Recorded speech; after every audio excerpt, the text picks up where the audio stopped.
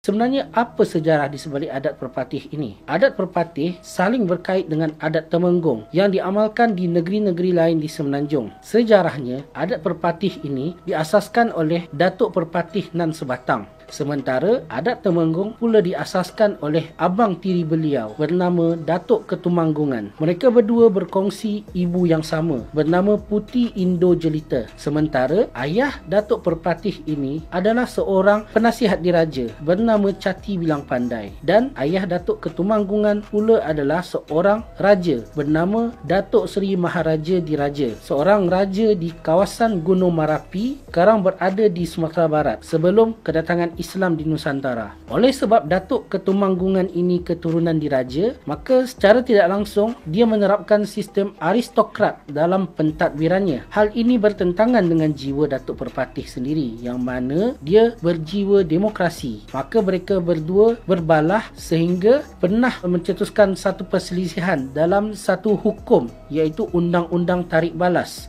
di mana hukum tersebut siapa yang membunuh harus dibunuh. Maka perselisihan ini akhirnya diakhiri dengan Datuk Perpatih tersebut menikam satu batu yang sekarang batu tersebut bernama Batu Batikam di kawasan Pagaruyung, Sumatera Barat sebagai satu tanda perdamaian. Memandangkan jiwa orang Minangkabau yang suka merantau dan mengembara ke tempat baru, maka orang-orang Minangkabau ini pergi merantau ke beberapa kawasan berdekatan Sumatera, termasuklah ke Semenanjung Malaysia ini, di mana mereka membuka kawasan Negeri Sembilan pada abad ke-14, kawasan Bayan Lepas di Pulau Pinang oleh Nakhoda Bayan, Nakhoda Intan dan Nakhoda Kecil pada awal abad ke-18, serta beberapa kawasan di Kuala Lumpur ini seperti Kerinci dan Bangsa pada akhir abad ke-19.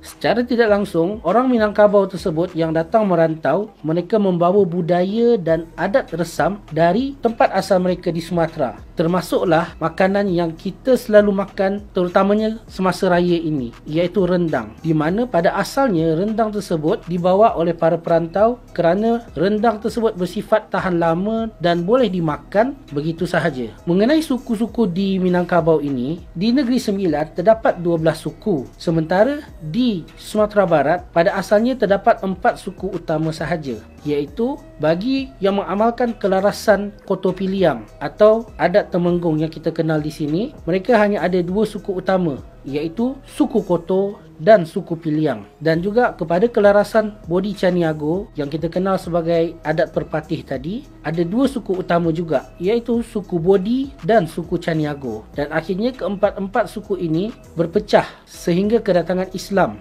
di Minangkabau, Sumatera. Sementara 12 suku di Negeri Sembilan ini yang kita dengar dalam lagu Waris Rembau Most Wanted, di mana 9 daripada 12 suku tersebut mengambil dari nama tempat asal mereka dari Sumatera tersebut, seperti Payakumbuh, Simolenggang, Batu Hampar, Batu Bolang, Solomak, Mungka, Tiga Batu, Tiga Nenek dan Tanah Datar.